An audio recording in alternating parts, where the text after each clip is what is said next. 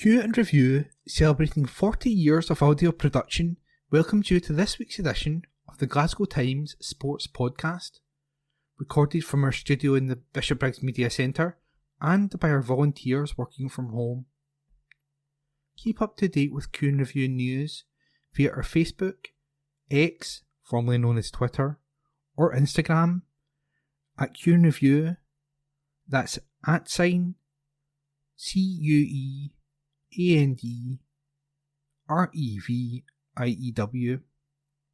or get in touch with us directly by emailing information@qandreview.com. That's INFORMATION @CUEANDREVIEW.com, or by calling us on 0141 772 3979. Please like and share our podcast and give us constructive feedback. Evening Times Sport, April 16. Not taking that. Rangers' excuse will not wash. Report by Ewan Payton. Rangers cannot use their postponed game at Dundee as an excuse for their defeat to Ross County.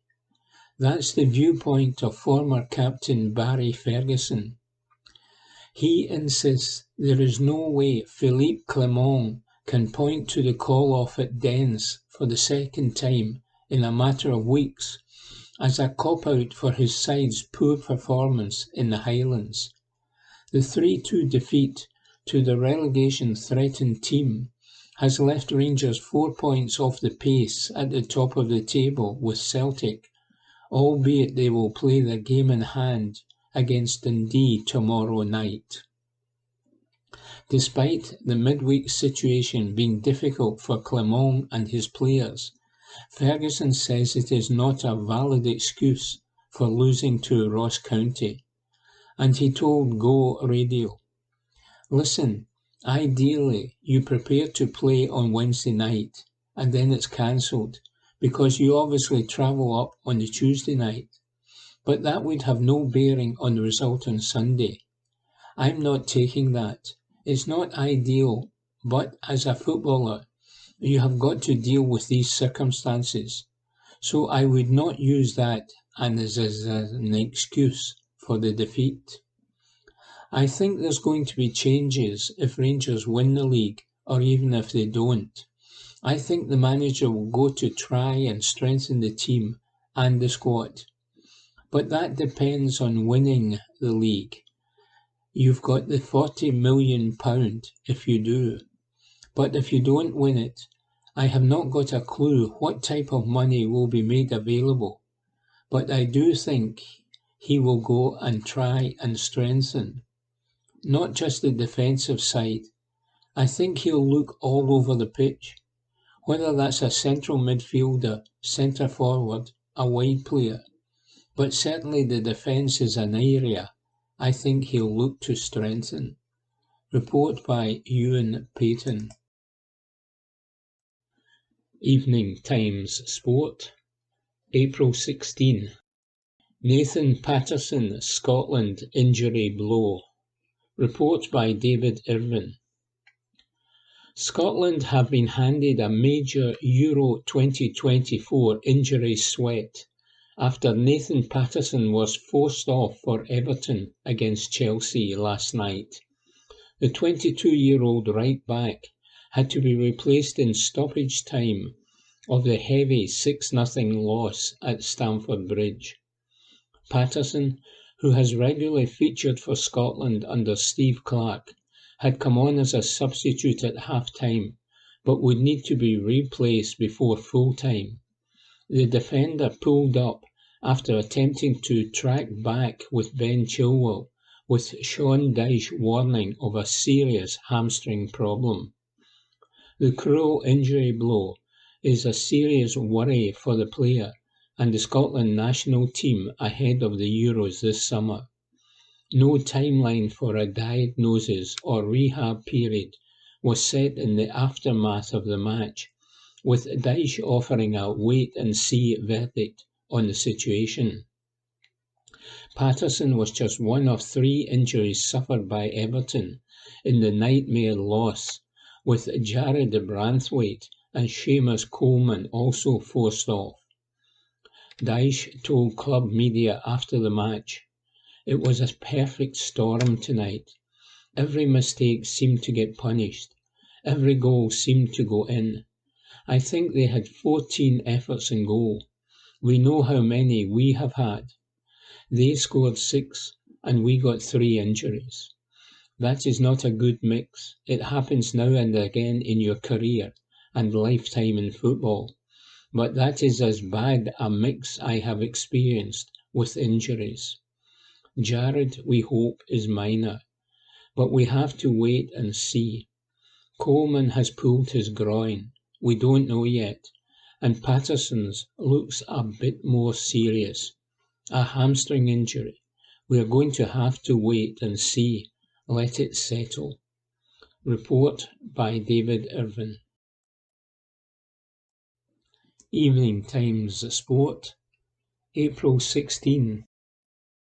Rangers Tavernier targets victories in 6 cup finals.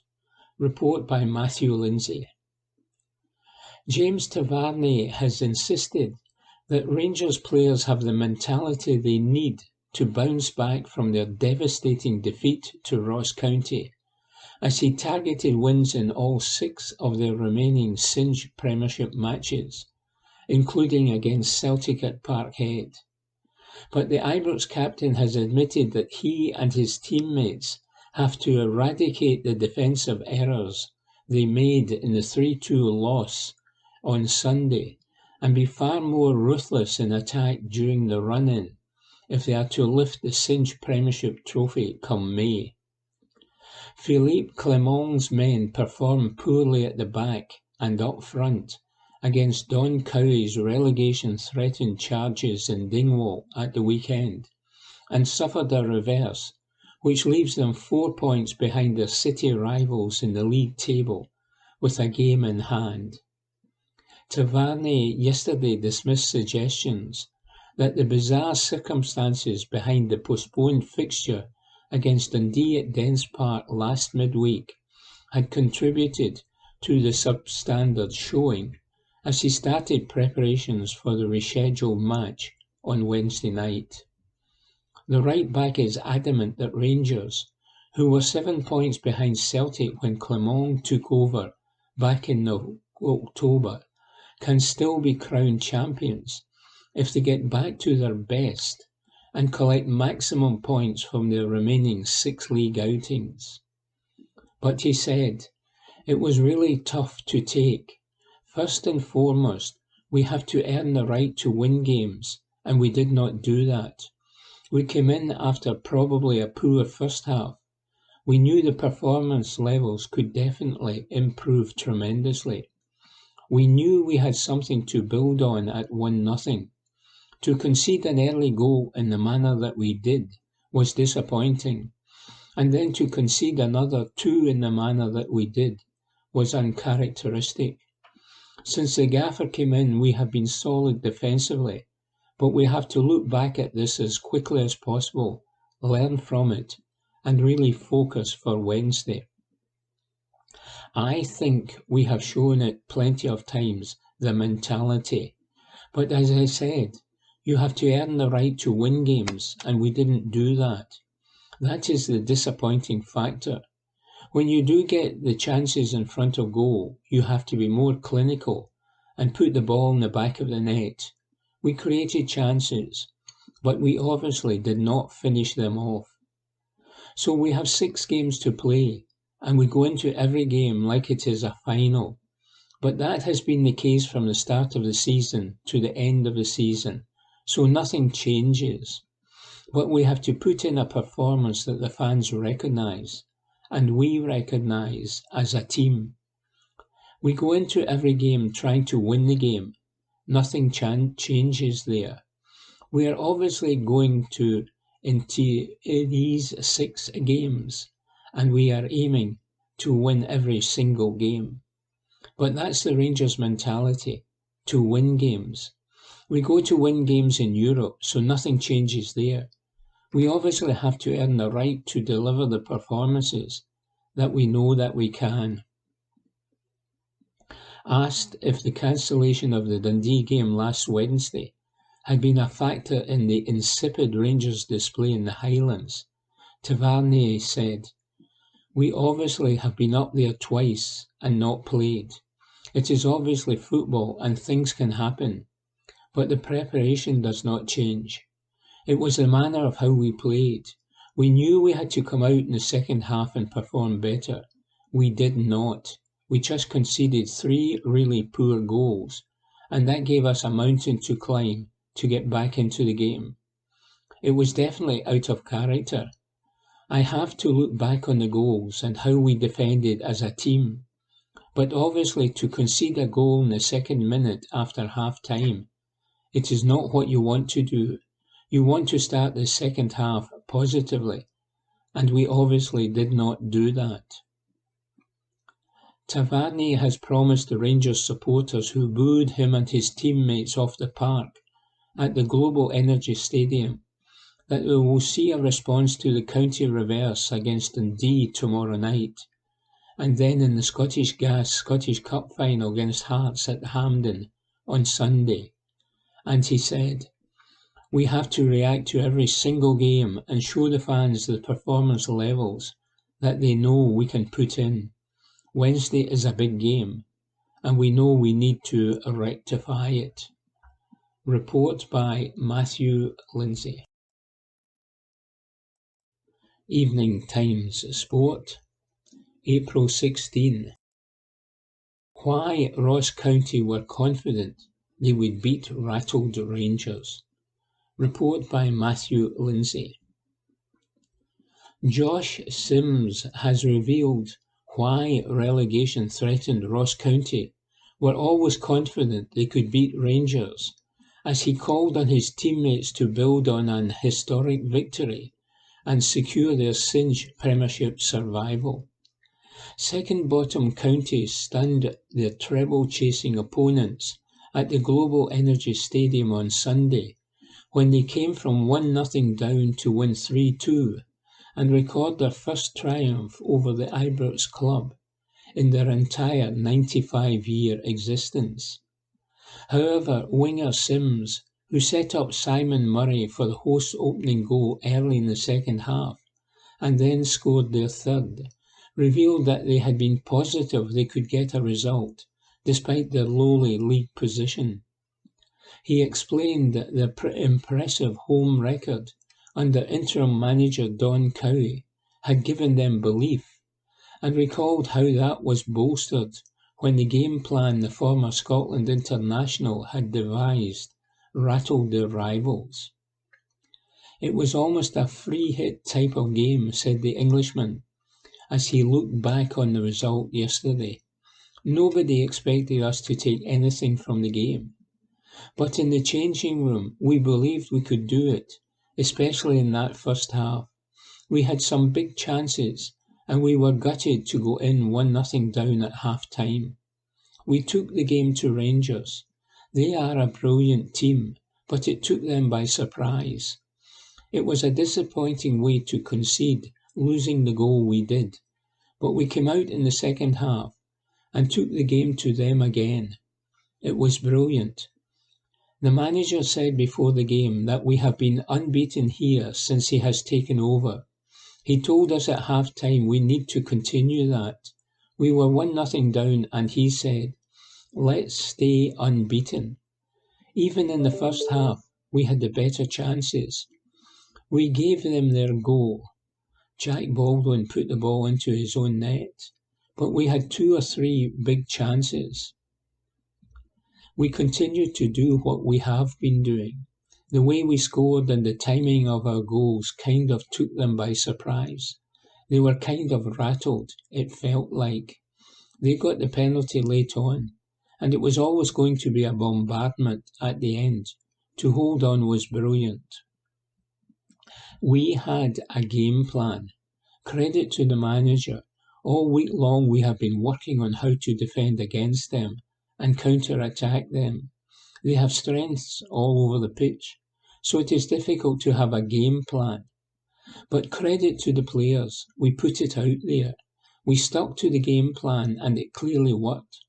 I thought we were brilliant from the first minute and we deserved our win. We worked on it all week and it is a good feeling when you go out and implement the game plan. The surprise win over Rangers means that County are now just a point behind third bottom St Johnstone in the Premiership table, with 5 matches remaining, and Sims is confident they can avoid the playoff final if they continue to perform as well. And he continued, other teams will be looking at this result, and they will be gutted that we took the 3 points. That could have been a draw or a win, but to get the 3 points was brilliant. If we can do it against Rangers, we can do it against anybody in this league. We have to take that belief into the remaining games. We just need to build from it. It should do us some good. St Johnstone and the teams above us will be looking at this result and thinking we are on the up. They would not have expected us to take anything from this game. So it is really good for us. Report by Matthew Lindsay. Evening Times Sport, April 17. Jack Butland leaps to defence of Rangers pair. Report by Matthew Lindsay. Jack Butland has dismissed the criticism that Connor Goldson and James Tavernier have received in the wake of Rangers' defeat to Ross County, and tipped the under-fire defensive duo to spearhead the Ibrox club's push for the Cinch Premiership trophy in the next 6 games. Centre-half Goldson and right-back Tavernier were lambasted by supporters and pundits for their displays in the 3-2 loss at the Global Energy Stadium on Sunday, a shock result which handed Celtic the advantage in the Scottish title race. However, former England international Butland believes the flack which has flown in the direction of his countrymen has been completely unjustified, and expressed confidence the pair will show what good footballers they are in the remaining matches, starting against Dundee at Dens Park this evening. And he said, you cannot play 50-plus games in a season without having a bit of tension here and there. It's part and parcel of football. We have been extremely good over a long period of time. We have got the best defensive record in the league for a reason. It is now about reminding people of that. I have no concerns whatsoever who the backline might be. Whoever plays, we attack and defend as a team. People can point fingers all they like, but as a group we are together and believe we have what we are capable of doing. These guys, Goldson and Tavernier, have been a long time and have had to shoulder a lot of pressure. They've stepped up in big moments, and I have no doubt they will do it again. That's part of being at a club like this. It's win or it's the end of the world. What those guys and others who have been here a long time know is you need to deal with that. I have no doubt about those two in particular, the character, effort, and how much it means to them to play for this club. I am sure we will see it from now until the end of the season. People can say what they like, but those boys wear their hearts on their sleeves, work hard, and have come up with massive moments for Rangers. I fully believe in both of them and everyone else. Tavernier is captain for a reason. Connor is vice-captain for a reason. They have experienced it, and those experiences are hugely important for the rest of the group. Nobody else will get to see that. Whether they ever will get to see it is irrelevant. What matters is what they do in here and how they work. It's a joy for me to be around them and learn from them. Rangers' chances of winning the Premiership have been written off by many in the Scottish game in the days since their county reverse. But Butland is still confident that they can win all of their last 6 games and complete the second leg of a domestic treble. And he continued, "We know how many games are left and what we can do. It's about putting Sunday's result behind us quickly. We all know that. You don't need to ask or look to see anyone's reaction, to see we were not happy. It's about bouncing back. If we win every game, we win the league. That's the scenario. If we have to grind results out here and things don't go as well elsewhere, then who knows what the pattern might be. We have to take each game at a time and win each one. Without a doubt, I believe we can do that. There's always going to be critics even when things are going well.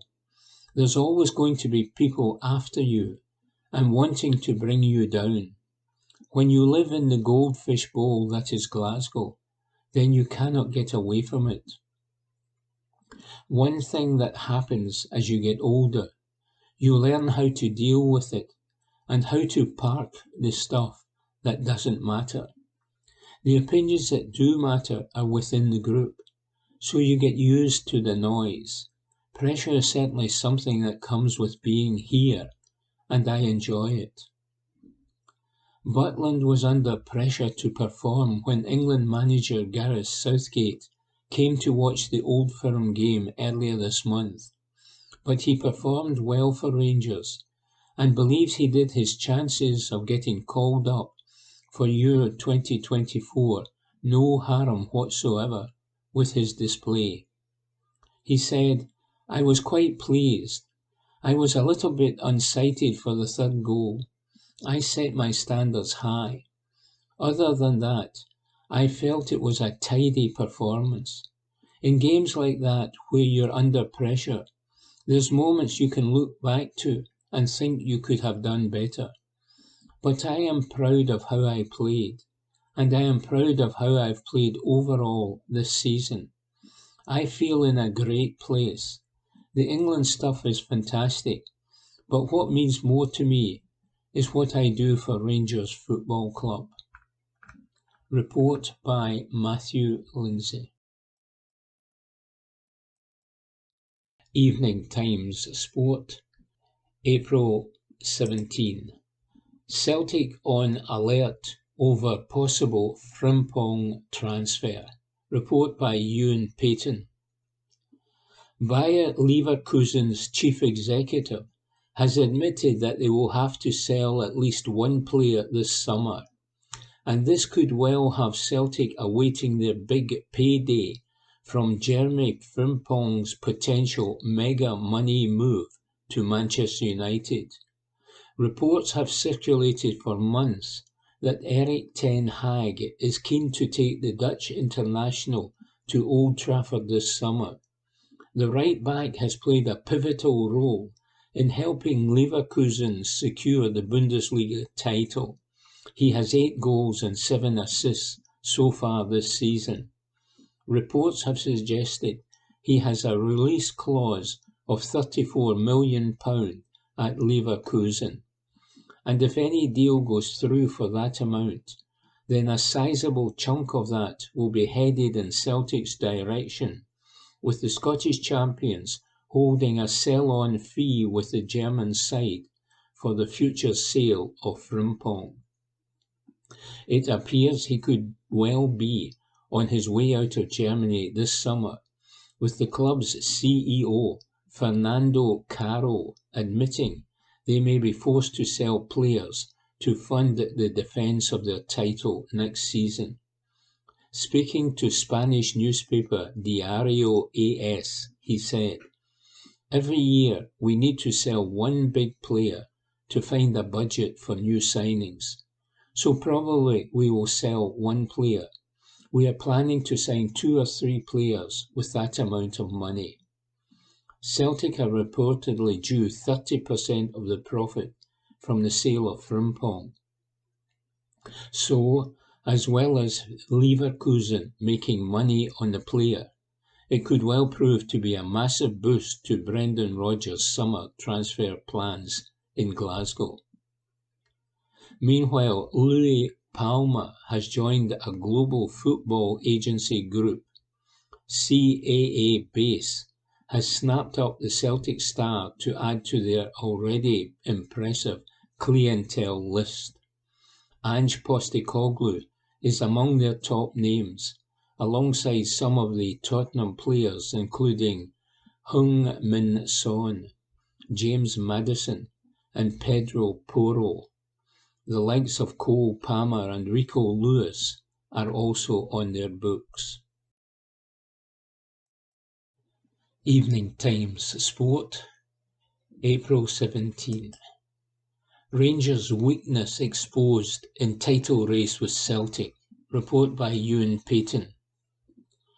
Rangers' surprise loss to Ross County has exposed their weakness, according to Pat Nevin. The former Chelsea and Scotland star believes Philippe Clement's side lacks creativity in certain areas of the pitch, ultimately leading to them running out of ideas. The pundit explained that he noticed the exact same patterns during the first half of Rangers' 3-3 draw with Celtic a week past on Sunday. The 60-year-old told Grosvenor Sport, "Rangers definitely still have a chance of winning the Scottish Premiership title. It's still in their hands completely. After watching the Rangers versus Celtic game, I did not foresee Rangers losing to Ross County, but you can see their weakness now. There is a lack of creativity in certain areas, and they kind of ran out of ideas in that defeat, which surprised me. It was exactly the same in the first half against Celtic, a lack of creativity and minimal ideas before looking much better in the second half. But for Rangers, they need to beat Dundee, and then if they beat Celtic in the final game, then they can go top again. It's all in their own hands, and they've shown under Philippe Clement that they can go on into that sort of run.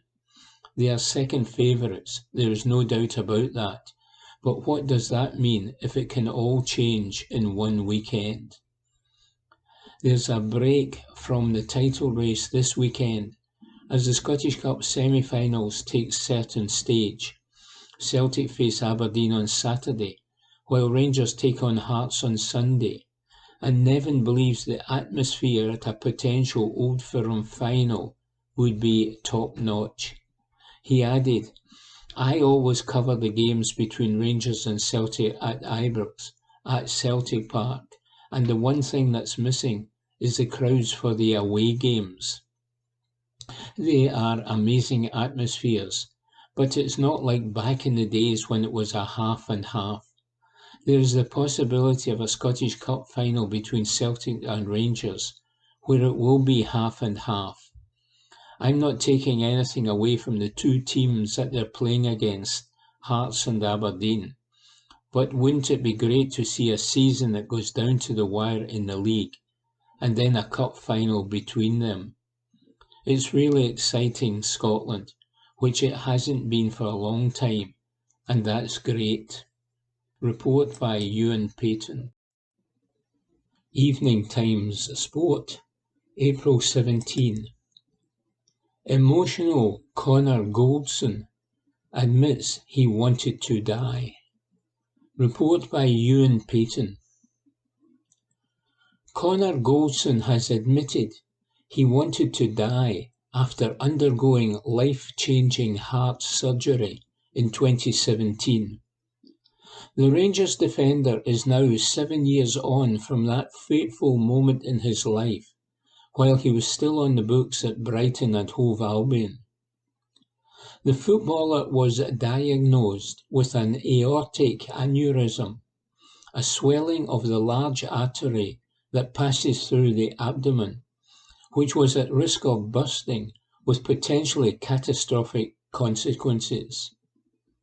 He underwent surgery, aged 24, which was successful, and a large scar remains on his chest. Now, speaking to Talking Transitions, a podcast about mental health, injuries, and dual careers, Goldson has opened up on speaking to his wife about the sheer pain of his operation and wanting to die. The 31-year-old admitted, "It was bad. That had to break my best bone, literally, with a saw." The Brighton doctor actually came into the operation, so he managed to take some pictures. I've got pictures of my heart on my phone. They sawed it straight through my chest, opened it up, did the operation. The first night I was full of drugs. I was out of it. Then the second night it hit me. I was in the hospital bed, and I remember texting Kaylee saying, "I just want to die. I can't go through this pain." Previously addressing his scar, he said, "I don't see it anymore. It's just part of me, part of my body. It looks nice. I like it because it shows what I've been through. The only thing with a scar is when you're in the showers, people ask questions. I don't mind talking about it now. Truthfully, I've never really spoken about it openly because it was a difficult time. But I also felt fortunate that I was able to continue playing, so I've never really wanted sympathy." Report by Ewan Payton. Evening Times Sport, April 18. Clermont issues appeal to Rangers fans. Report by Matthew Lindsay. Philippe Clermont last night insisted he got the reaction that he wanted from his Rangers players to their Ross County defeat, despite the Ibrox club's hopes of lifting the Scottish title, suffering another savage blow with a goalless draw to Dundee at Dens Park. And the Belgian, whose side is now 3 points behind Singe Premiership leaders Celtic, with just 5 games remaining, insisted his men could still win all of their remaining matches and be crowned champions. James Tavernier and his teammates, who crashed to a 3-2 loss at the Global Energy Stadium on Sunday, were booed off the park by their own supporters for the second time in 4 days, after failing to triumph in their rearranged game in hand. But Clermont was adamant they had performed far better against Tony Docherty's side on Tayside than they had in the Highlands, and refused to write off Rangers' chances of finishing first in the league come May. "Yes, they gave a reaction," he said. "We did not get the result we wanted. We were the only team to deserve this result this evening in the possession, in the chances, the clear chances. But you need to put the ball in the net, and you also need some luck sometimes. A few good opportunities, a few good saves of the goalkeeper, who had a really good game. A few times the ball was saved on the line, in the goal. You need to take that moment, and that opens up the game."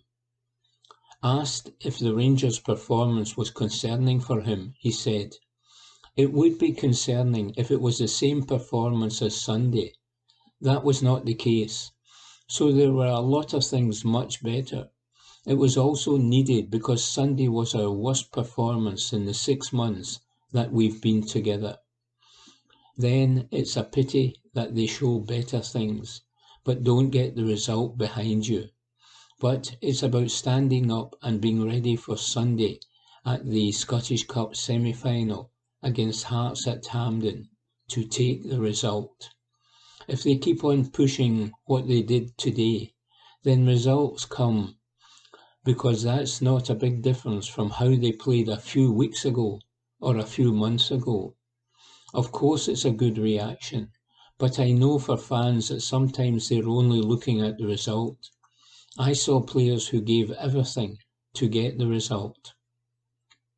It is not easy against a team who play man marking all over the pitch and follow you, even if you go to the toilet.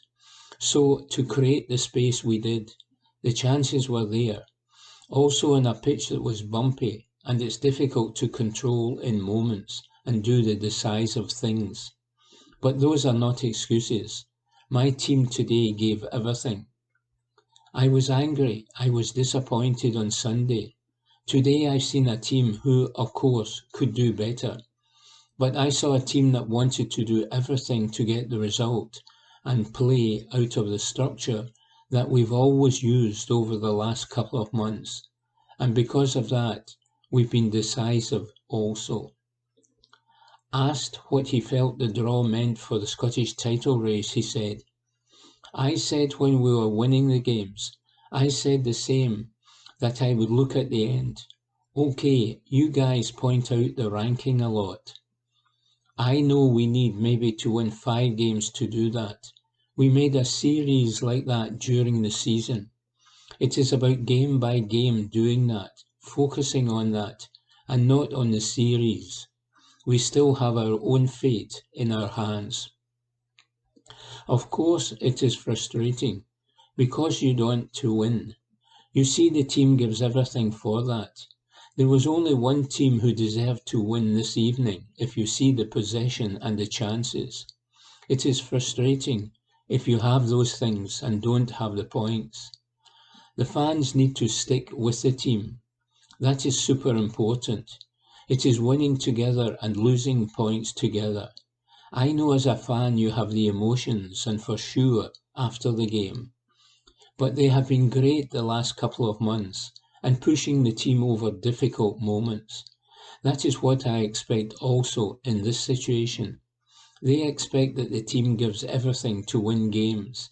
Maybe in the next weeks they can push the team a few times over the line, or the ball over the line. I still believe that. I was maybe the only one in Glasgow who believed that in October. Probably the only one of the town who believed that. We are now 6 months later, and if we win all our games, then there's a really big possibility for that. I think that is already a big step forward, and I believe in these players, this group, because I have seen what they have done this season already. They can do it again. Report by Matthew Lindsay. Evening Times Sport, April 18. Dundee boss in curt response to Rangers claim. Report by Matthew Lindsay. Tony Docherty has dismissed Philippe Clement's claim that Rangers deserved to beat Dundee at Dens Park last night, and insisted his charges had been untroubled by their Ibrox rivals during the goalless draw. Docherty's charges performed well in the rearranged Singe Premiership match against Clement's men and earned a point for their efforts at the end of the 90 minutes. The former Aberdeen and Kilmarnock assistant, who secured a top 6 spot on Saturday, gave a curt response when he was told that his opposite number had stated the visitors deserved to come out on top. He said, "You watched the game, and I would strongly disagree with that. It was important in the last couple of games that I made sure my players were focused for every game, and we've kept that focus over the last 2 games. We have got results that have been a reward for the focus shown, and I thought tonight Rangers had a lot of possession, but I never thought they troubled us. I think Scott Tiffany should score from the first half free kick when Bakayoko was offside. So the icing on the cake would have been a goal to win it, but I felt in and out of possession Our play merited a clean sheet against a very talented Rangers side with huge motivation. Doherty added, I thought it was, again, a really fantastic performance by the team. I thought we went toe-to-toe with a really good Rangers team, which has a huge motivation in the title race. But who had the more motivation in that game? As I say, I thought my players served up a fantastic performance out of possession and in possession. I could not be more pleased with them, because I thought their focus going into the last two games was outstanding, and I thought we got our rewards tonight. What I've asked of the team tonight and on Saturday as well was to give that disciplined performance, to keep a clean sheet, because we are the third or fourth highest scorers in the league, and we are always likely to score a goal. But it's important we show that discipline and organisation out of possession against a really top team to keep the clean sheet. That's down to the players executing the game plan we set out on the pitch. Report by Matthew Lindsay. Evening Times Sport, April 18. Jarring Clermont Monaco stat. Report by Mark Walker. Rangers' end of season form nosedive must feel like history repeating itself for manager Philippe Clermont. The same thing happened to him last term at Monaco. The Ibrox side dropped another 2 points at Dens Park last night after a goalless draw at Dundee, which followed on from a dismal day in Dingwall where they lost 3-2 to Ross County. Since beating Kilmarnock at Rugby Park at the end of February to go 2 points clear of Celtic at the top of the league with 10 games to go, they have won just one of their last 5 league games, against Hibs at home. Rangers have lost at home to Motherwell and away to County, and drawn with Celtic at home and last night in Tayside. But Belgian boss Clermont is no stranger to late season collapses after his experience at Monaco.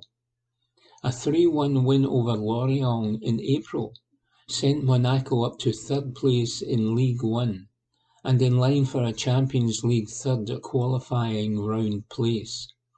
However, Monaco would win just one of their last 7 league games that season and lost 5 of them. Clermont's side only managed 1 win at Angers and drew at home to Lille, but lost to Lens, Montpellier, and the last 3 games of the season to Lyon, Rennes and Toulouse. It saw Monaco drop to 6th place in the league, and disastrously for Clermont meant they missed out on European football entirely, and that would cost Clermont his job after a last day 2-1 home defeat to Toulouse. Monaco axed him 2 days later, and sports director Paul Michel said, "It's a difficult decision to take because Philippe has always given the best of himself and has always acted in a professional way. On behalf of the club, I want to thank him for all of his efforts." Evening Times Sport, April 18. Hibs boss told simply unacceptable form. Report by Robbie Hanratty. Hibs have come out and addressed the simply unacceptable position the club are in. Nick Montgomery's side lost a late goal to draw with Motherwell on Saturday and end their hopes of a top 6 Scottish Premiership finish. The 42-year-old Montgomery has inherited an expensively assembled squad, which has ambitions to be competing for European places, but he has failed to deliver, prompting the Easter Road board to conduct a full review of the club's footballing structure in an attempt to avoid a repeat campaign in future, and they claim results need to improve after holding a crunch meeting with the head coach. A club statement read, "Like all Hibs supporters, we believe that a club with our stature should, as an absolute minimum, finish in the top six. Ending the season in the bottom six is simply unacceptable." In the aftermath of Saturday's draw with Motherwell, we came together to understand what happened this season and what are the necessary steps to move the club forward. With that in mind, we will conduct a full review of the club's football structure in conjunction with Black Knight Football Club. The review will be a comprehensive evaluation of the entire football operation to ensure we perform at the highest level. We have also held detailed discussions with Nick Montgomery to understand what has gone wrong during the current campaign and mutually agreed that results this season have been disappointing. There is an understanding that results need to improve. Considerable progress has been made at the club off the pitch over the last 12 months. That being said, we want to assure supporters that on-pitch progress and performance are at the forefront of our minds. We understand that this needs to be addressed urgently, and the experience provided by our new partner, Black Knight Football Club, will help us improve in all areas. Lastly, we would like to thank every single one of you for your support through this incredibly challenging campaign. Your backing has been unwavering, and the club is extremely grateful. We will continue to work tirelessly to deliver results our supporters can be proud of. Report by Robbie Hanratty. Evening Times Sport, April 18. Sutton in "Start Praying" warning to Clermont over Rangers' woes. Report by David Irvin. Chris Sutton reckons Philippe Clermont needs a miracle to get Rangers back on track in the title race this season. The Parkhead favourite jokingly warned the Ibrox manager to "start praying" as he was quizzed on how Clermont can correct recent struggles. Sutton watched as Rangers struggled against Dundee at Dens Park last night, with the match ending in a goalless draw. The result pushes Dundee closer to St Mirren in 5th, but for Rangers it leaves a 3-point gap to league leaders Celtic, with just 5 matches remaining. The draw takes Rangers' winless run to 3 matches, after the 3-3 draw with Celtic and a 3-2 defeat to Ross County, before the Dens Park stalemate. After the match, Chris Boyd and James McFadden questioned the response from Rangers, despite Clermont's claim that the players did fire back after the league loss at the weekend. And Sutton advised Clermont, "Start praying," when asked how the Belgian boss goes about fixing the issues at Rangers. Sutton then blasted back at Clermont over his post-match interview, as he warned the Ibrox side are crumbling at the business end of the season. On Sky Sports he said, "I have been really impressed with Philippe Clermont up until sort of now. I don't know what game he was watching to call Dundee lucky. They were not lucky. He did say Rangers lacked a spark, and people should not jump to conclusions. The conclusion is in a huge game, a huge couple of games, Rangers have had. They've not stepped up when they need to most. It's come to the business end of the season, and they needed to build momentum, and they are losing it at this moment. We know second is last in Glasgow. We saw the reaction of the Rangers fans at the end. They are not happy. He's got this Rangers team back into a title race. Then all of a sudden, they are crumbling." Report by David Irvin. Evening Times Sport, April 19. The blunt reality of St Mirren's top 6 fixture list laid bare. Report by David Irvin.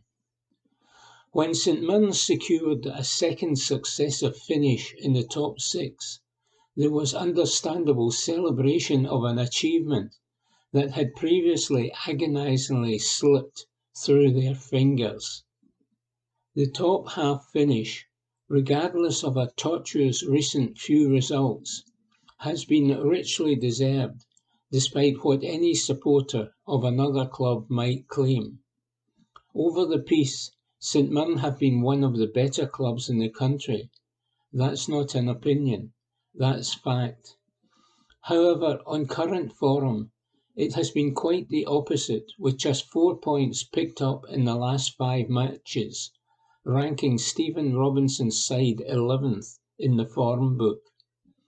Worryingly, while the top half brings obvious excitement over a possible European adventure, it also demands clubs in the top 6 achieve results against each other. That's not something St Mirren have been all that successful at this season. A glance back over the season shows that just 10 points were picked up from the 15 matches against the other 5 clubs in the top half. Put simply, to achieve 5th or have an outside shot at 4th, which is increasingly unlikely, that has to change. Compare that with Kilmarnock, and the widening points deficit between the clubs in the league standings is explained. Derek McInnes's side have taken 19 points from matches against clubs in the top 6, and you certainly would not bet against that number rising in the post-split fixtures. Dundee too showed their standard to claim a goalless draw with Rangers in midweek, even if they too only have 10 points against the top half clubs this season. All that is to say, against St Mirren's closest competition, it has not been successful and paints a concerning picture as the business end of the season approaches.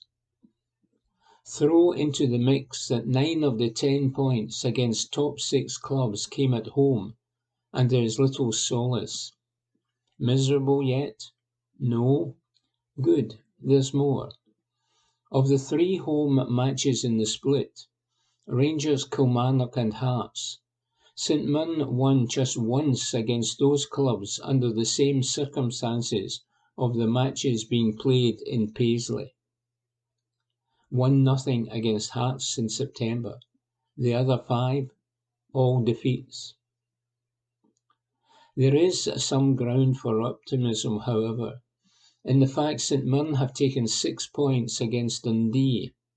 The small factor that they all came in Paisley with a comprehensive 4-0 defeat the outcome on the only trip to Dundee this term.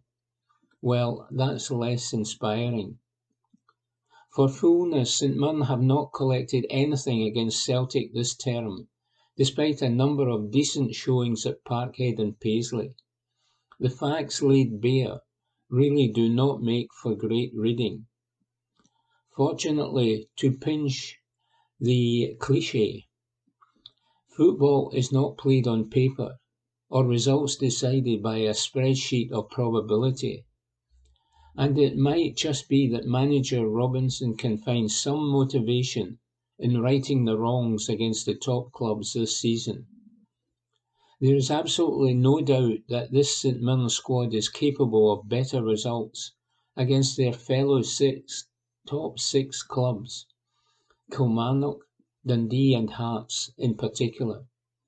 In the changing room, St Mirren have real quality, and in the dugout they have a switched-on manager who has consistently delivered success. It's a significant challenge, but it's one supporters have desperately craved for so long. As valid as earlier results are as evidence, that's perhaps too granular. This group of staff and players have the chance to achieve something special, and it would not be surprising if they did so in typical St Mirren fashion, with a few surprises along the way. Bin the stats. Dump out that aforementioned pessimism smoothie, and pick up your scarf ahead of some decisive fixtures. There's plenty of reason for optimism and excitement amongst the inevitable moments of despair, and long may it continue, reports David Irvin. Evening Times Sport, April 19. Ferguson says Rangers are indefensible. Report by David Irvin. Barry Ferguson has conceded he is finding it difficult to defend Rangers after the shock defeat to Ross County and the goalless draw in Dundee. The Ibrox hero had predicted Rangers would go into the split with a 5-point cushion over title rival Celtic. However, it is Celtic with a 3-point lead ahead of the final 5 match days. Ferguson has been left stunned by the turn of events, as he despaired at the inability to win at Dens Park, off the back of the defeat in Dingwall. The pundit reckons Rangers are in real danger of throwing away all the good work they have done this season under Philippe Clement to catch Celtic. And if he's honest, Ferguson's patience is starting to wear a bit thin, with the recent form simply not good enough. In his Daily Record column he wrote, "And the truth of the matter is, it's getting very difficult for me to try to defend the indefensible, where my old club's recent results and performances are concerned. But, like the fans who made the journey to Dens Park the other night, and who vented their anger on the final whistle, I must admit that even my own patience is starting to wear a bit thin. I had imagined Philippe Clement will be feeling much the same way, because having worked so hard for so long to drag themselves back into the thick of a title fight, Rangers are now in danger of allowing the season to slip through their fingers, and that's simply not good enough." Worryingly, Ferguson reckons the threat of a title collapse has raised questions over the Rangers squad and whether the players appreciate their position or if they're not really all that bothered. And he continued, "It also raises a lot of unwanted questions about the mentality of some of these guys and about the strength of their character and desire. Every man and his dog have had something to say about it over the last 48 hours. Are they prepared to go that extra mile and fight and scratch for the badge on their chest? Or do they not really have the stomach for it? I personally did not have any doubts about that.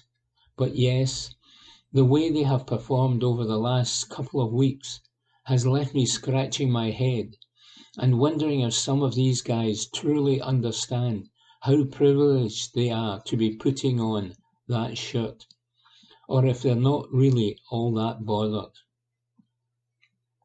Despite Ferguson's criticism and fear over the conclusion to the title race, he urged supporters to back the team after giving himself a talking to. Said Ferguson, "Let's just say I was almost lost for words on Wednesday when I watched them lose another 2 precious points in Dundee, and it left me feeling so down that I struggled to get a decent night's sleep. But, after a lot of tossing and turning, I woke up yesterday morning and gave myself a shake, because, for as long as it's still possible for Rangers to win this league, then supporters like myself have a responsibility to back the team through difficult moments such as these." Report by David Irvin. Evening Times Sport, April 19. Hearts boss not surprised by Rangers' form after run of luck. Report by Ewan Payton.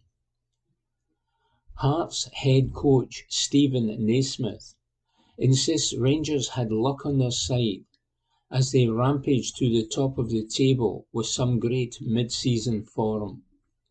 Things have slowed down for Philippe Clement's side now as the Ibrox club looks to have lost ground in the race for the title with Celtic. The Hoops are 3 clear of their arch Glasgow rivals, heading into the post-split fixtures. So 2 draws and a defeat in their last 3 games is hardly the best form to be hitting at this time of the season for Rangers. It's not a surprise for Hearts boss Naismith though, as he prepares to face his former employer in the Scottish Cup semi-finals this weekend. The 37-year-old said, "I think it is unexpected. Surprised? I'm not sure. There are some players who have been there over the years and have failed to win trophies. From my experiences, it's a tough club, tough environment. For any player personally though, when you win trophies it feels great. Doing it is the hard part. For us, that's what we want to focus on. We want to go there. We know we're a good team. We've made good strides this season, and we've got a right opportunity to go pick up this trophy. I don't think it's something that's happened overnight. When we got beaten 2-1 at Ibrox, for 90 minutes we were winning. What we'd done in the night up until that point in the game was good. We caused them problems. I think in their run of games, they have carried a bit of luck, where they've won that game for instance, and a couple of others. They're a team that plays a certain way. Like with every team, the style might not change. But if the personnel is not right, then the way the game plays out can be slightly different. So you take everything into consideration. Ultimately, it's an opportunity for 2 teams wanting to get to a final. We are in a good position. The last 2 results were good. We are going into it full of form. Report by Ewan Payton. From the Glasgow Times, Saturday the 20th April, from the sports section, Hampden delivers game for the ages as Celtic see off Dons. Report by Graham McGarry. Oh Hampden and the Sun, when there are 2 teams going toe-to-toe in the Scottish Cup on a glorious day at the National Stadium, is there anywhere else in the footballing world you would rather be? OK, the quality on show may not always be of the highest calibre, but that charge couldn't be laid at this game. Aberdeen's sensational early opener from Bojan Miovski that lit the blue touch paper on his captivating ding-dong was brilliantly crafted, as was Celtic's second from the evergreen James Forrest, to give just 2 examples. This was a proper contest, a thrilling spectacle with redemption stories for the ages, and all played out in front of a stunning, buzzing backdrop in Mount Florida. There was an unexpected shock opening as the underdogs drew first blood. The response from the wounded favourite. A controversial VAR check, of course there was, when Aberdeen were denied a penalty as Liam Scales' handball was adjudged to have been outside of the area by the merest of margins. There was the intrigue of a second period in which Celtic took control and Aberdeen challenged them to break them down. There was a stunning impact from Forrest to nudge Celtic ahead and the feeling that it was over. But then there was the extraordinarily late riposte from Aberdeen through substitute Esther Sockler to force extra time. There was another brilliant contribution from Forrest as his defence-splitting pass in stoppage time at the end of the first period of extra time allowed Alistair Johnston to tee up Matt O'Reilly to put Celtic ahead again. But still, as punch-drunk as they were, there was a response from the redoubtable Dons as they just kept picking themselves up off the canvas. There was another VAR controversy as a foul earlier in the sequence of play got Cameron Carter-Vickers off the hook as he booted Junior Hoylett in the area. There was a remarkable miss by Sockler moments later. There was still more to come, and at the last there was Angus MacDonald's zero-to-hero moment. It was the Aberdeen captain who had been culpable as his dawdling allowed Kyogo Furuhashi to rob him for Celtic's first equaliser through Nicholas Cunn. But it was he, of all people, who sneaked in at the back post, in a carbon copy of Sokler's earlier equaliser, to halt Aberdeen level once more. It was scarcely credible. It was incredible drama, with extraordinary twists in the tale. We in Scotland might like to talk our football down, but sometimes there's just nothing really like it. And so to penalties. Could Joe Hart produce another incredible storyline by being the Celtic hero in one of the last appearances of his career? Could Kel Roos even get through the shootout after injuring himself as he got a hand to Paulo Bernardo's penalty before it trickled into the net? It all just added up to the suspense that hung around Hampden thicker than the usual pyro smoke that fogs the air. 7 spot kicks found the net before Ryan Duncan hit the post, and Hart stepped up to take the next one for Celtic because, well, that was just the most bonkers thing to do. Of course, he missed too, clattering the ball off the post. There were 4 further successful conversions before poor Killian Phillips stepped up and his effort was saved by Hart, the Celtic keeper earning his own moment of redemption by doing what he is actually paid to do.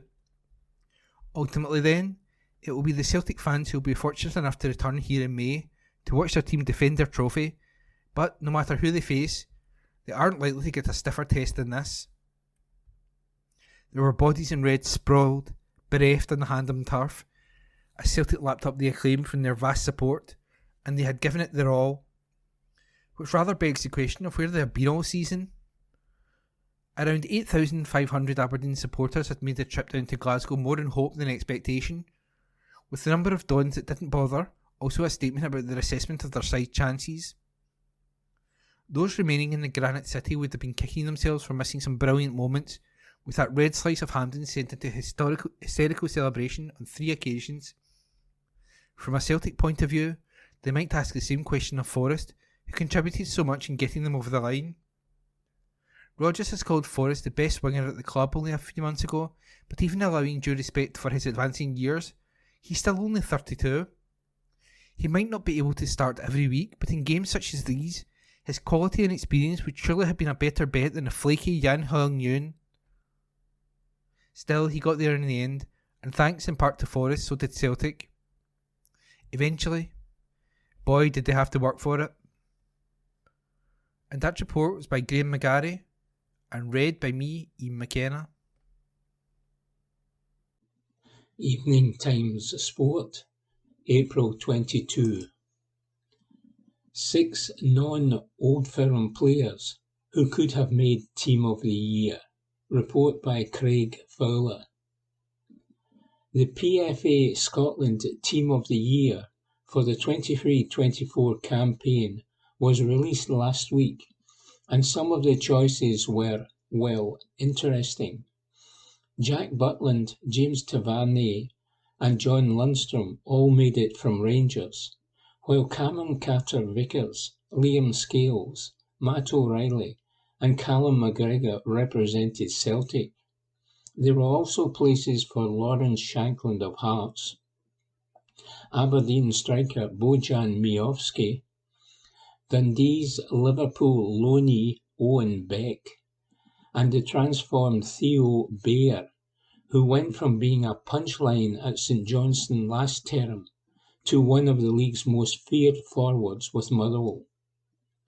7 players out of the 11 being from the Old Firm is not that unusual, nor should it be. Fans of other clubs get annoyed by it, but they are the best 2 teams in the country and it's only fair they get recognition for that. But it has been a strange campaign where key players from both teams have endured lengthy periods of subpar form, or they have missed a big chunk through injury. Yet a couple of them have still been rewarded. Carter-Vickers is undoubtedly the best centre-back in the Scottish Premiership, but injury issues have limited him to only 1,600 minutes, the equivalent of about half a season. Scales being selected alongside him was something that took even a few Celtic fans by surprise. The same goes for Rangers supporters when they saw Lundstrom's inclusion. I am not just limiting my criticism to the old firm inclusions. Bear's dramatic improvement has been a terrific story, but his entry feels very much like recently Bias when he only netted twice in the first 19 games and still looks raw. Abdallah Sima of Rangers has been the better player, but deservedly misses out due to being injured for 3 months, though he has roughly played the same amount of minutes as Carter Vickers. Celtic forward trio of Kyogo, Dazen Maeda and Louis Palmer can all feel unlucky not to have made it. The players who vote for the PFA Scotland Awards probably did not put too much thought into their selections as a generalisation, and that's understandable. You're coming to the business end of the campaign, worrying about whether you can help your team survive relegation, or reach the top 6, or qualify for Europe, or win the title, and then a voting slip comes into your inbox. You're probably not going to stress too much about whether Owen Beck had a better season than Alex Cochrane. That's the job of football geeks like myself. So let's have fun this week and put forward some players who maybe should have got more consideration for the Team of the Year 11. Your fellow pros may not have recognised your undoubted quality, but I am here and I see you. Frankie Kent of Hearts. The biggest omission. On consistency alone, taking into account both form and availability, he has been the best centre-back in the league. The former Peterborough defender has had a transformative effect on Hearts' fortunes after they leaked goals consistently last term, a flaw which cost them third place and a second successive campaign enjoying the fruits of group stage football in Europe.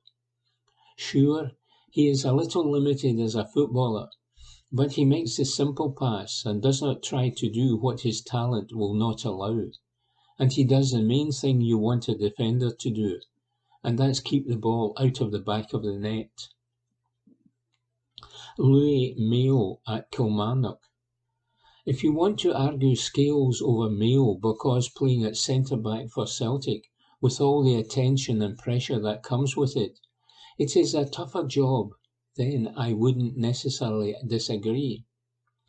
But if we're just looking at form and consistency, Mayo should have got the nod. For a young defender, he has got such a calm and composed head on his shoulders.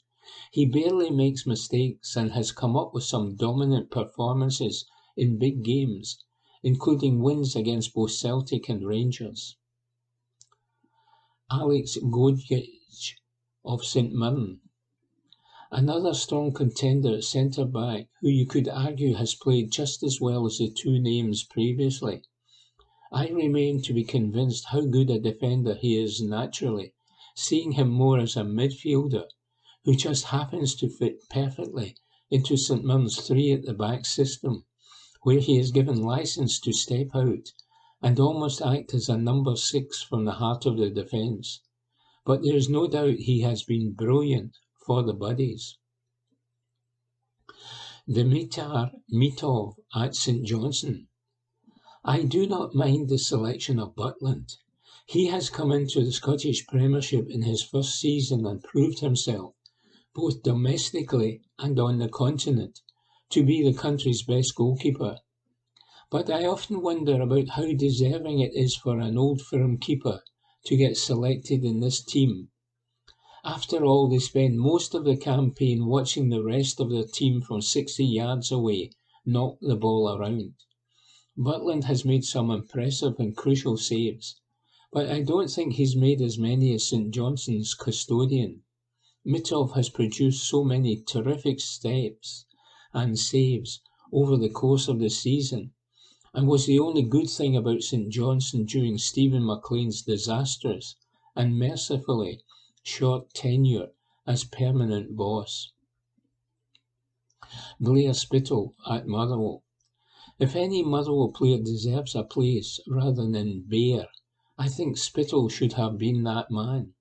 I've long been a Spittle sceptic and remain unsure how he'll get on at Tynecastle next term, but I cannot deny that he's been superb for the Steelmen. He has always had goals in him. He has always been a creative player, but finally, he seems to be putting it together and playing well on a consistent basis.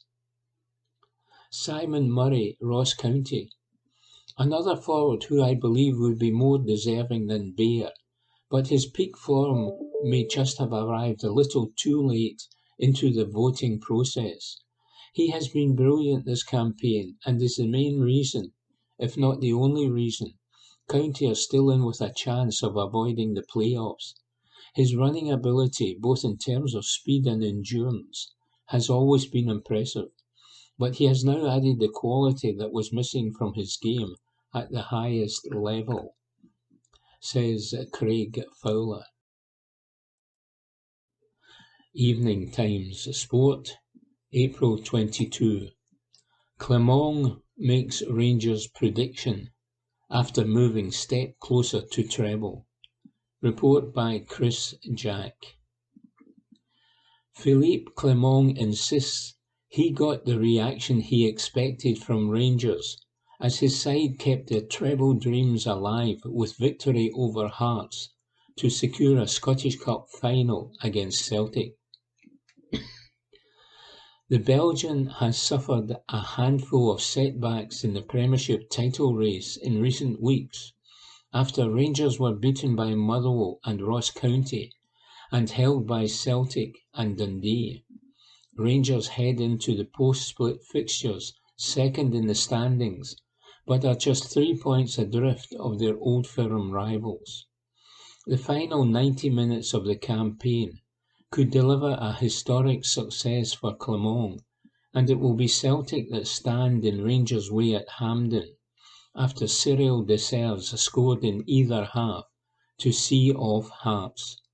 A 2-0 victory has set up the first Old Firm Scottish Cup final in more than 2 decades. To say it's pleasing is not a good word, Clermont said when asked about how pleasing the result was on the back of their Premiership struggles in recent days. It is what I expected, he continued. It's what I demanded. It's what I wanted. It was what I knew I would get from the team.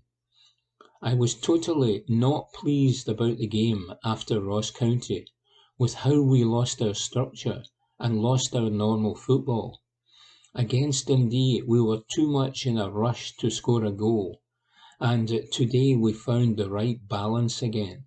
It's what we have been doing for a lot of months now, but it's been challenging in the last couple of months with all the injuries and players in and out. We have been lacking rhythm. But today, if you see the bench, it is stronger again, and that's going to be important in the next couple of weeks when it's 1 game a week. Before these cup semi-finals, we were the only team that played during the week.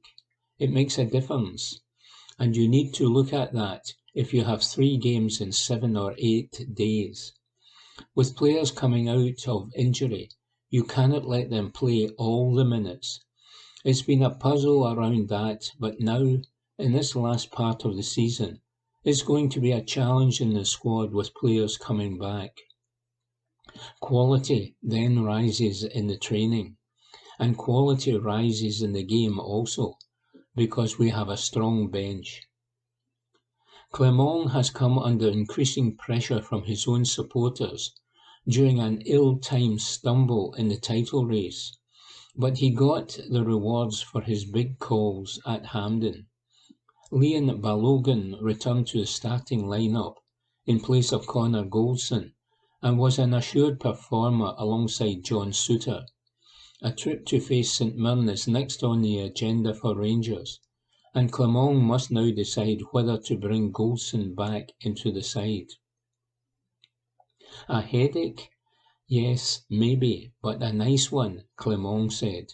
When I came in, we had at that moment 4 really good centre-backs, with Connor, with John, with Leon and Ben Davis. Ben has also been injured a long time and is coming back now. Connor did a massive job the last couple of months when we have been the best defence. But he looked a little bit tired to me last week. My idea was to let Leon play on Wednesday to give Connor a breather. But Leon became sick, so there were circumstances where you need to adapt. I know the quality of these 4 guys. I know they are going to push the next few weeks to be in the team. If I can have more headaches like that in all of the positions, then I am sure we are going to be really successful the next couple of weeks. The only negative of the afternoon was the injury that forced Abdallah Sima off inside the opening quarter of an hour. The forward only returned to action against Hibs after a lengthy layoff with a thigh strain he picked up at the African Cup of Nations. When asked about the winger's fitness, Clement said, "I don't know yet. We will make that assessment tomorrow or the day after. I hope it's not too bad, but the doctor did not speak to me about that. I know from experience you cannot make that assessment now, so it will be tomorrow or the day after." Report by Chris Jack. Evening Times Sport, April 22. Glasgow man with cerebral palsy runs London Marathon. Report by Lucy Jackson. A Scottish man with cerebral palsy has completed the London Marathon on Sunday, raising money for 2 local charities. 40-year-old Andrew Tomlinson from Glasgow capped off the 6 major marathons when he finished the London Marathon yesterday, having already run Boston, Berlin, Chicago, New York and Tokyo. Tomlinson has hemiplegic hypertonia cerebral palsy, which means he cannot respond with his left arm or left leg. He was raising funds for the Prince and Princess of Wales Hospice in Glasgow and the My Name Doddy Foundation, which funds research into treatments for motor neuron disease. Tomlinson said after completing the race, "I'm a great rugby fan, I'm a Scot, and I grew up watching Doddy Weir when I was a young boy." After running in Tokyo 3 weeks ago, Tomlinson added, "Crowds in London are far superior. They pushed me on. I probably ran a wee bit quicker than I expected to, because I've not been feeling good. I reckon I'm the first person with cerebral palsy to do all 6 majors. I've also run in under 4 hours, which I suspect may be a world record." More than 50,000 people are running the 26.2-mile course through London, making it the largest turnout in the marathon's history. The 2023 marathon, the world's biggest annual one-day fundraising event, raised £63 million for thousands of charities.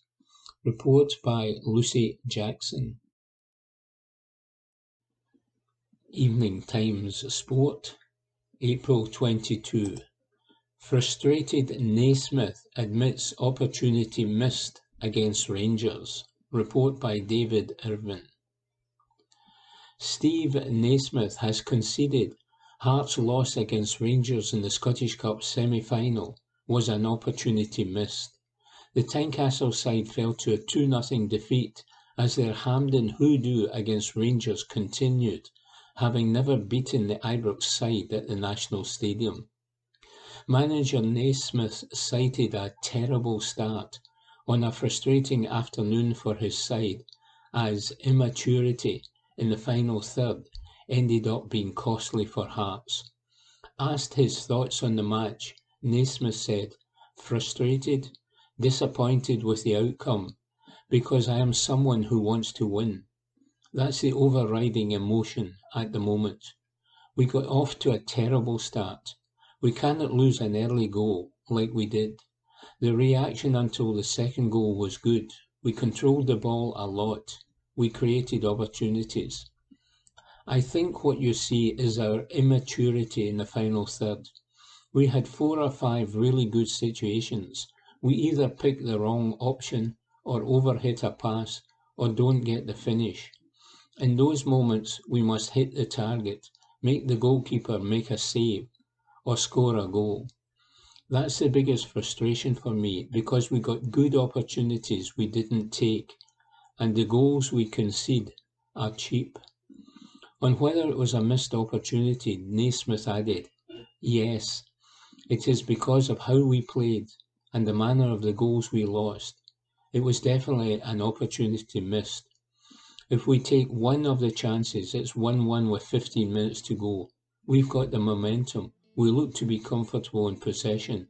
And the second goal is a killer for us because at that moment of the game we had possession and we gave it up cheap." Report by David Irvin. That concludes this week's edition of the Glasgow Times Sports Podcast. Please remember to subscribe to our channels at Q and Review and to tell your friends about our service